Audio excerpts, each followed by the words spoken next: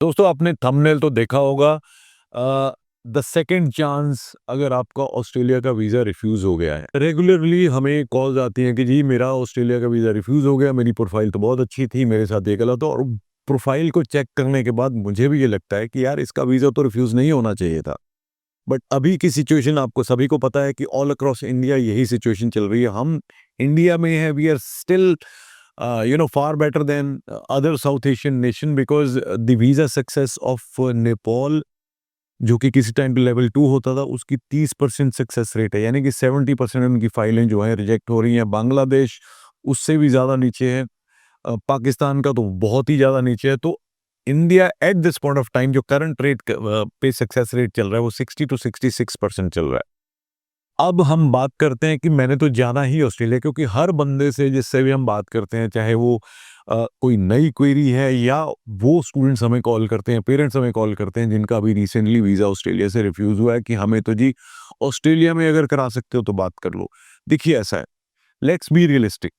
क्योंकि मैं अच्छी बातें करके आपके टेलीफ़ोन पे आपको खुश करके जी हाँ, हाँ करवा देंगे, ना मैं अपना टाइम बर्बाद करना चाहता हूँ, ना मैं चाहता हूँ कि आपका भी टाइम बर्बाद हो। बहुत सारे ऐसे लोग हैं जो बोलेंगे जी आ जाओ करवा देंगे, उसमें मुझे पता है क्या होगा। 99% केसेज़ में वो प्राइवेट कॉलेजेस की आपको सीओई लेके दे देंगे, जो पहले रिज़ल्ट आया वही रिज़ल्ट दोबारा आएगा। ठीक है? So there is no point spending the similar amount of visa fees and maybe other charges also when you know that chances of your visa grant immediately after the refusals are very very low looking at current situation. Yes, बहुत सारी ऐसी profiles होती हैं जिनको देख के हमें लगता है कि यार इसके साथ तो वाकई बहुत गलत हुआ।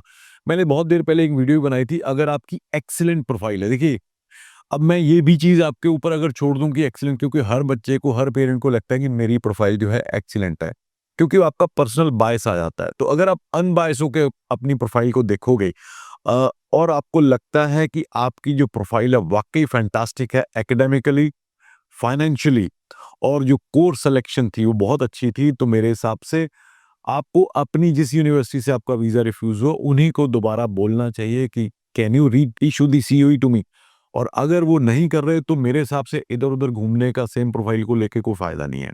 तो मैंने ये वीडियो में जो थंबनेल पे लिखा कि सेकंड चांस इसलिए लिया, देखिए अगर आपने +2 के बाद आपका रिफ्यूज़ल आया है और आपने मन बना लिया है कि मेरे को जाना ही है बाहर, मेरा यहाँ मन नहीं लग रहा, क्योंकि होता क्या है, इट्स अ लॉन्ग प्रोसेस। हम ऑस्ट्रेलिया के लिए अगर file application to visa outcome तक या डिसीजन तक तकरीबन एक स्टूडेंट के 4 से 5 महीने उसमें एक्टिविटी में लग जाते हैं। तो वो एक टाइम होता है जहाँ पे उसका माइंड एक सेट हो गया होता है कि मेरे को तो जी बाहर ही जाना है, और उसका फर्स्ट जो विज़ुअल वो रात को दिन को सोते हुए लेता है कि मैं चला गया ऑस्ट्रेलिया, ये मैं ऐसे जाऊँगा। तो कहीं न कहीं एक एक मेंटल जर्नी होती है जो उसको एक तरह से किक देती है, या हैलुसिनेशन होती है कि भाई, hallucination is not a right word, but एक वो रिलिव करता है अपनी फ्यूचर को। तो उस केस में जब वीज़ा रिफ्यूज़ हो जाता है तो continue back in India for your graduation is very difficult decision, क्योंकि मेंटली भी बहुत सारी चीज़ें होती हैं जो शायद मैं एक्सप्रेस भी ना कर पाऊँ। The closest way you can go to Australia, after being refused from Australian universities, this is my point of view. आपको ठीक लगता है, नहीं लगता, आप इसको सोचिए, जज कीजिए। That is going to the New Zealand, and वहां से आप लेटर ऑन यू कैन, अगर आपका फाइनल डेस्टिनेशन ऑस्ट्रेलिया ही है। Now let me tell you how.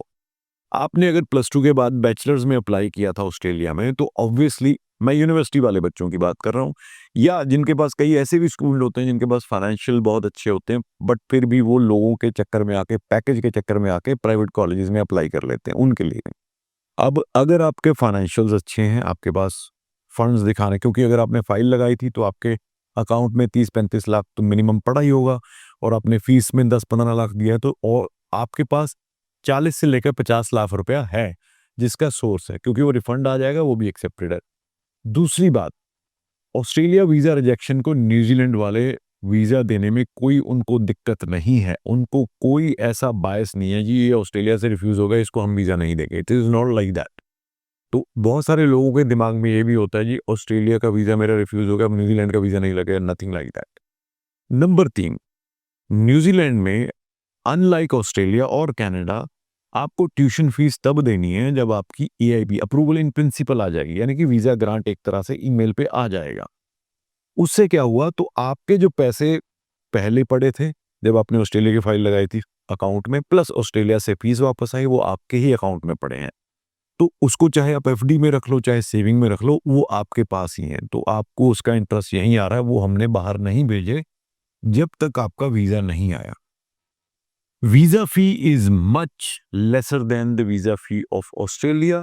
Then there is no limit कि आप एक ही बार अप्लाई कर सकते हो, दोबारा नहीं कर सकते, ऐसा नहीं है। तो ये सारी चीजें जो हैं, आप एक न्यूजीलैंड को बहुत ही फ्लेक्सिबल डेस्टिनेशन बना रही हैं। बट सबसे इंपॉर्टेंट चीज स्टडी अब्रॉड में ये देखने वाली होती है कि क्या वो कंट्री इस टाइम पे वीजास दे रहा है कि नहीं दे रहा है। तो खुशी की बात, यानी कि अच्छी बात यह है कि इस टाइम पे New Zealand wants more and more students to come to their nation, पढ़े वहां पे। उनकी शॉर्ट जो स्किल्स शॉर्टेज है, पढ़ाई के साथ साथ अनस्किल्ड काम करें और पढ़ने के बाद स्किल्ड काम करें। और उन्होंने अपना जो रेजिडेंसी का प्लान है बड़ा क्लियर करके रखा हुआ है जी। आपने एक तो ग्रीन लिस्ट के प्रोग्राम है जो डायरेक्ट आपको क्वालिफाई करते हैं, उसके बाद अगर बैचलर्स में जाते हो, किसी भी लाइन में बैचलर में आपको 5 पॉइंट मिलते हैं, चाहिए आपको 6 पॉइंट।